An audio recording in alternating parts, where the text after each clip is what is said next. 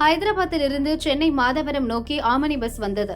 Arambakkam check போஸ்டில் நடந்த சோதனையில் பஸ்ஸில் இருந்த அட்டை பெட்டிக்குள் 2 கோடி பணம் இருப்பது தெரியவந்தது.